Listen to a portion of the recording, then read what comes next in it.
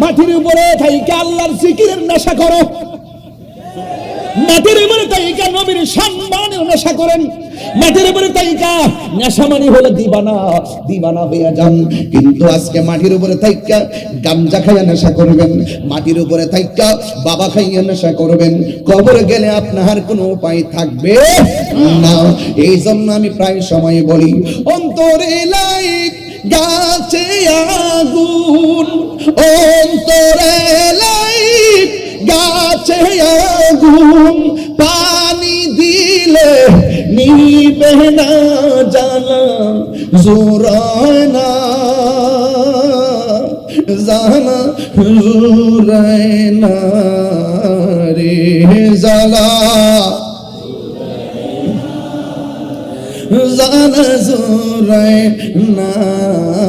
হাসির খোরাক দিচ্ছি না ভাই। বনের আগুন পানি দিলে নিভে যায়, মনের আগুন পানি দিলে নিবে না। কথা বলে ঠিক না বেটি? এইটা আমার সাথে সবাই মিলে মিলে বলুন, অন্তরে লাইট গাছে আগুন, অন্তরে লাইট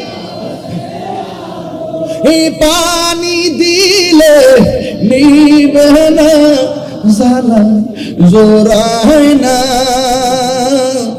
জ্বালা, জোরায় না রে জ্বালা, জ্বালা জোরায় না। এটা এই গজলগুলোর অর্থ সবাই বুঝবে না, যে মুর্শিদ হারাইছে সে বুঝবে। কথা বলেন ঠিক না বেঠি? মুর্শিদ যার হারাই গেছে সে বুঝবে আমার শানের অর্থ, এছাড়া কেউ বুঝবে না। কথা বলেন ঠিক না বেঠি? আগে যদি জানতাম দয়াল গো তোর প্রেমেতে এত জ্বালা, বলতাম কারে গো। আগে যদি জানতাম দয়াল গো তোর প্রেমেতে এত জ্বালা, বুঝলাম না সহি গো। আল্লাহ যার মুর্শিদ হারা সে বুঝে। আরে সাধারণত মুর্শিদের কাছ থেকে এক বোতল পানি পড়া সূরা ফাতিহা দিয়ে পয়লা দিলে হাজারো ওই হসপিটালের মেডিসিনের চাইতে এক ফোঁটা পানিকে বেশি আমাদের কাছে মূল্যবান আর মর্যাদাবান মনে হয়। কথা বলেন ঠিক না ভাই? আরে হাত তুলে বলেন না ঠিক কি না বলেন? এখন টান দিলে কেমন গান গায় গায়লাই যে জিদা কবার কয় দে। কথা কোন ঠিক না ভাই? বিশ্বাসে ভক্তি থাকিলে মুক্তি, কে জানে কার ভাগ্যে হয়। মুর্শিদের দরবার ভক্তেরই কাবাগর, আরে মুর্শিদের দরবার ভক্তেরই কাবাগর, জান্নাতের হাওয়া সে তাই বয়ে যায়। বিশ্বাসে ভক্তি থাকিলে মুক্তি, কে জানে কার ভাগ্যে হয়। কোন সময় কোন হালে থাকে দয়াল মুর্শিদে, সালাম দিও না তারে কোন সময়। যার যত খুশি করো কদম বুঝি, যার যত খুশি করো কদম বুঝি, হাকিকত আছে সেই জায়গায়। বিশ্বাসী ভক্তি থাকিলে মুক্তি, কে জানে কার ভাগ্যে হয়। ঠিক কিনা? আরে মুর্শিদের দরবারে যাইয়া নত শিরে দাঁড়াইয়া, খেলাইয়া থাকো তার হুকুমের আশায়।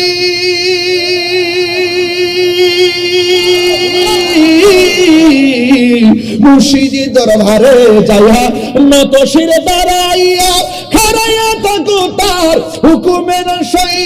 দিলে সে এজাজত বসিও আদবের সাথ, আদবে আউলিয়া বিআদবের শয়তান। আমরা সুন্নির আগে গেছে একমাত্র আদবের কারণে। কথা বলেন ঠিক কি না বলেন? আমরা কোরআন শরীফের দোকানের একটা কাপড় যখন কোরআনের গিলাফের রং ধরে, ওই কাপড়টা রাস্তায় পড়ে দেখলে আমরা সালাম দেই। কথা বলেন ঠিক কি না? আমার কথা কি কষ্ট পাচ্ছেন কেউ? আর দিলে সে এজাজত বসিও আদরের সাথে, রহমত আসবে সে জায়গায়। বিশ্বাসে ভক্তি থাকিলে মুক্তি, কে জানে কার ভাগ্যে হয়। মুর্শিদের দরবার ভক্তির কাবাগর। এখন কইবে হুজুর কাবাগর কইলেন কেমনে? আরে বেটা তুই তো হাদিসই জানোস না। মগার ঘর মগা বাটফারের গোষ্ঠী। তুই তো হাদিস জানো, সেটা জানলো মানুষ না, তুই চলস দালালির জোরে, আমরা চলি দলিলের জোরে। কথা বলেন, আরে তুই হাত করে চিৎকার করে বলো ঠিক।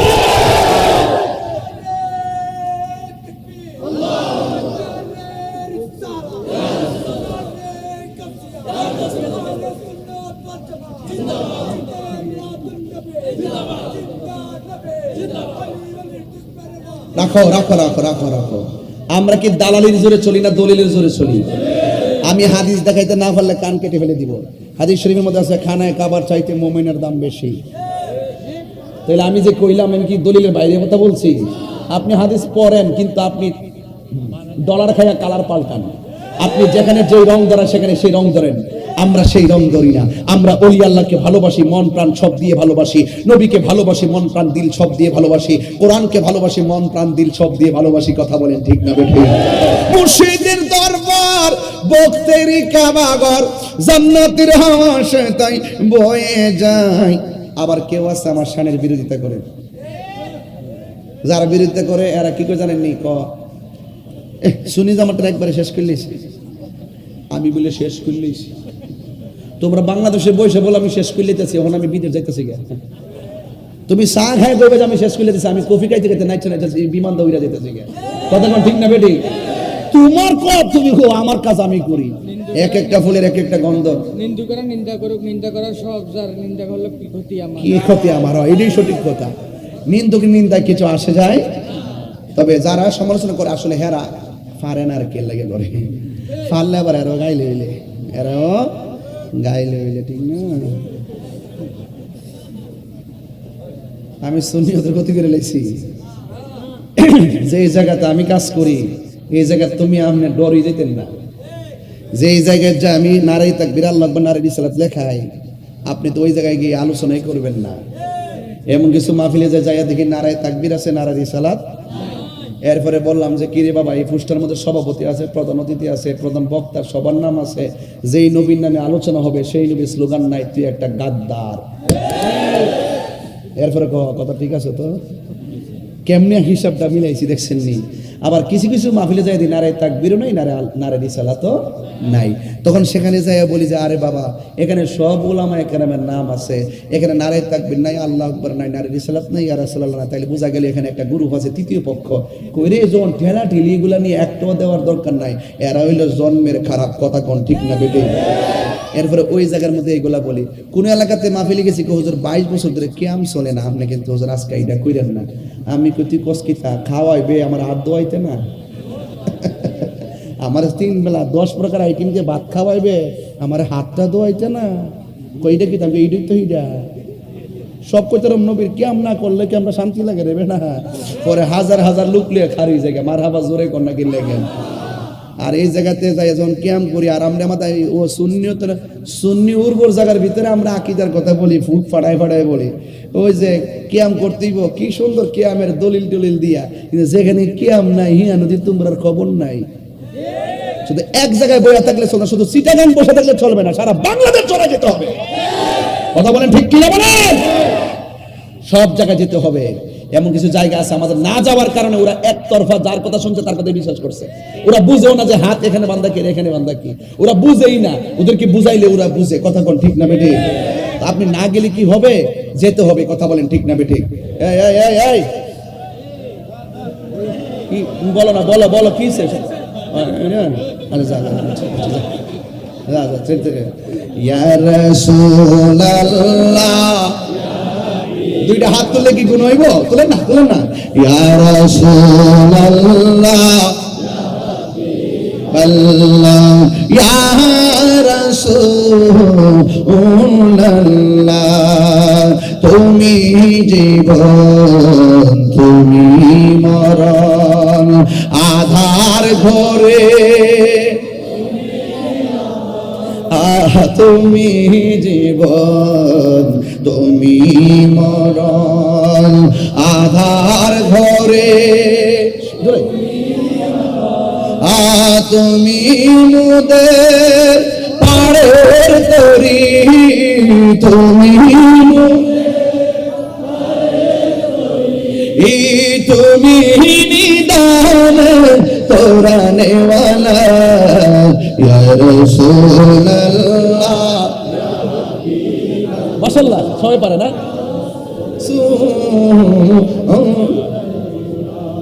মারহাবা মারহাবা। আরে সর্বনাশ, শান গাড়িতে টাকা আসে দেখা যায়। এমন জানলে তো প্রথম থেকে শান গাইতাম আর টাকা লইতাম। এটা হাদিয়া, বকশিস। কথা বলেন ঠিক না? ঠিক। ঠিক আছে ইনশাল্লাহ। কত? 2000 পয়সা। আলহামদুলিল্লাহ। সবাই বলেন তুমি মোদের আশার আলো। তাই আমার পোলাপান্ডি কই, পোলাপান্ডি কই, পোলাপান্ডি হাত তোলো, হাত তোলো। তুমি মোদের আশা।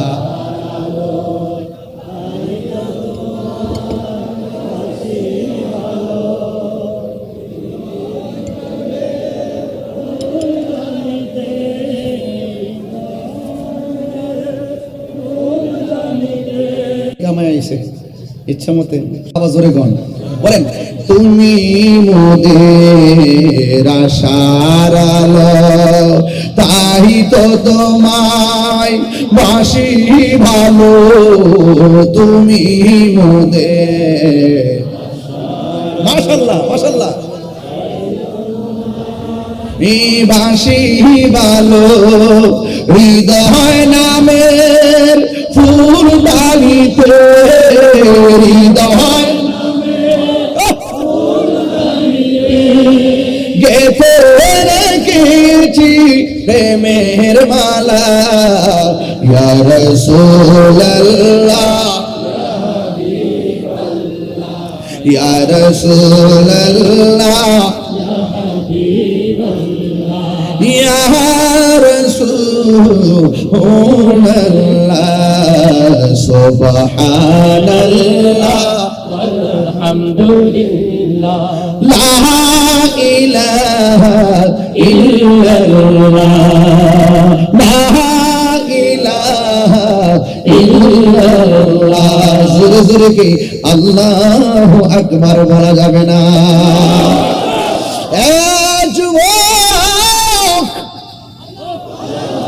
আমি বলছিলাম যারা আল্লাহকে ভয় করে তারা নীরবে নীরবে চোখের পানি ফালাইয়া কান্দে। কাঁদলে গুনাহ মাফ হয়, কাঁদলে সিনা সাফ হয়, কাঁদলে আল্লাহ রাজি হয়। কারণ জাহান্নামের আগুন কোনো কিছুকে ভয় পায় না। জাহান্নামের আগুন ভয় পায় আশিকের চোখের পানিকে। নাকি মামা? আশিকের চোখের পানিকে জাহান্নামের আগুন ভয় পায়। আল্লাহর ওলির জীবনী তালাশ করে দেখেন, তাদের দিলটা বড় নরম থাকে, মানুষের সঙ্গে নরম ভাষায় কথা বলে। ছোট মানুষ দেখলো তাদেরকে সালাম দেয়। আল্লাহর ওলিদের মাঝে কোনো হিংসা নাই, অহংকার নাই, রিয়া নাই, কাম নাই, ক্রোধ নাই, আছে শুধুমাত্র প্রেম, আছে শুধুমাত্র প্রেম। এমন একজন আল্লাহর ওলি রাস্তা দিয়ে রওনা হয়েছে, আর রাস্তা দিয়া যায়। এখানে আমার কাছে অনেকে গজলের আবদার করছে, পরে বলবো ইনশাআল্লাহ। ইন দি মিন টাইমে রাস্তা দিয়া যায়, কোনো মানুষ নাই, তার আত্মীয়র বাড়িতে যাবে। ও বন্ধুরে, ও যুবকের দল, এবার গাছের ডালের ভিতরে একটা পাখি ছিল। এই পাখিটা তার সাদা কাপড়টা নষ্ট করে দিয়েছে। আল্লাহর ওলিদের চোখের ভিতরে দুনিয়ার সাধারণ নূর নাকি আল্লাহ পাকের রহমতের নূর। আল্লাহ পাকের পক্ষ থেকে যে বেলায়েতের পাওয়ার অর্জন করেছে, আল্লাহর ওলি জঙ্গলের ভিতরে পাখির দিকে তাকাইছে। এই কথাটা আমি প্রায় মাহফিলে বলি, ওলি আল্লাহদের পাওয়ার বুঝাইবার জন্য।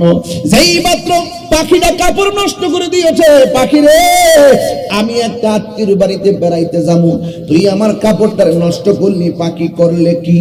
একটা বার চোখটার রাঙ্গে তাকাইছে, সাথে সাথে পাখিটা জ্বললা আল্লাহর ওলির কদমে পড়ে গেছে। এটা কি এই বুলেটের জোর নাকি বেলায়েতের জোর? এবার পাখিটা পড়ে গেছে, আল্লাহর ওলি ডানে ঘুরতেছে, বামে ঘুরতেছে, তার শরীরের মধ্যে ময়লা, এটা পরিষ্কার করার জন্য। এই ময়লাটা পরিষ্কার করতে গেলে পানির দরকার। একটা বাড়ি তালাশ করতেছে, পরে জায়গা পরের জমিন ঘর বানায় আমি রই, আমি তো সেই ঘরের মালিক নয়। আল্লাহ আকবার কর না কেন? এ আমার যুবক, এবার আল্লাহর ওলি পানি তালাশ করে, পানি তালাশ করে, ওই পানি তালাশ করার পরে আল্লাহর ওলি হঠাৎ করে দেখতেছেন একটা কুঁড়ে ঘর দেখা যায়। ঘর যদি থাকে নিশ্চয়ই মানুষ থাকবে, মানুষ থাকলে পানিও থাকবে, খাবারও থাকবে। আল্লাহর ওলি মনে মনে চিন্তা করলো, মানুষ যদিও না থাকে, বাড়িতে নিশ্চয়ই টিউবওয়েল আছে বা কূপ আছে, অবশ্যই পানি আছে। এই পানি দিয়ে আমার ময়লাটা পরিষ্কার করব। আল্লাহ তখন বাড়ির কাছে গেলেন, যাইয়া দেখতেছেন এটা কূপের ভিতর থেকে পানি উতলাইতেছে। এবার আল্লাহর ওলি যাইয়া এমন ভাবে পানিটা হাতে নিয়া ময়লাটা পরিষ্কার করবে। উনি তো সাধারণ বান্দা না, উনি তো আল্লাহর বন্ধু। উনি তো জানে বান্দার হক কি জিনিস, উনি ভালো করে জানে। নামাজ পড়স নাই চাইলে আল্লাহ মাফ করে দিবে, রোজা রাখো নাই চাইলে মাফ করে দিবে, হজ করো নাই চাইলে মাফ করে দিবে, কিন্তু বান্দার হক নষ্ট করলে আমার আল্লাহ কোনোদিন ক্ষমা করবে না। কথা বলেন ঠিক কিনা? আল্লাহ সব মাফ করে দিবে, তিনটা গুণ আল্লাহ মাফ করবে না।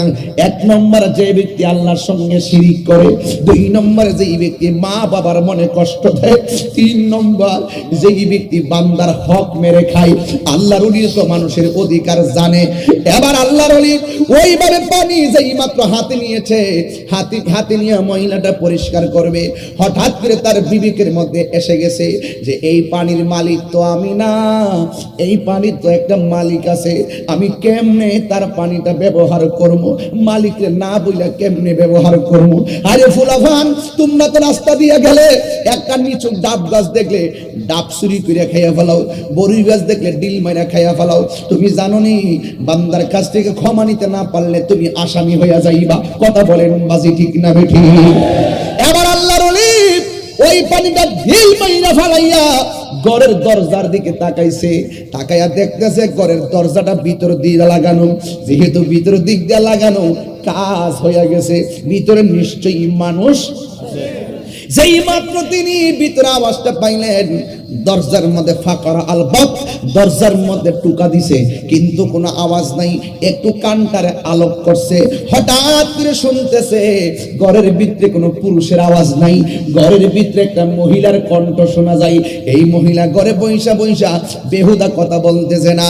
ওই আল্লাহর ওলি আর কানটা লাগাইয়া দেখতেছে ওই ঘরের ভিতরে এই মহিলাটা করুণ সুরে আল্লাহর কালাম তেলাওয়াত করতেছে। এই আওয়াজে মানি না, জোরে কন্যা সুবহানাল্লাহ। আমার দেশের মা সকালবেলা কোরআন তেলাওয়াত করে না, 12টার সময় ঘুম থেকে উঠে, 9টার সময় ঘুম থেকে উঠে। এই জন্য এখন সন্তানগুলো ঘুম থেকে সন্তানগুলা ভূমিষ্ঠ হইলে শুধুমাত্র মোবাইল চায়। আগের মা চাচিদের সন্তান হলে সকালবেলা মক্তবে পাঠাইছে, তাড়াতাড়ি সন্তানগুলোকে সুন্নি নুরানি মাদ্রাসায় আমার এই হাফেজনগর দরবারে পাঠিয়ে দিবেন। এইগুলারে শুধুমাত্র সুন্নিত বানাবেন।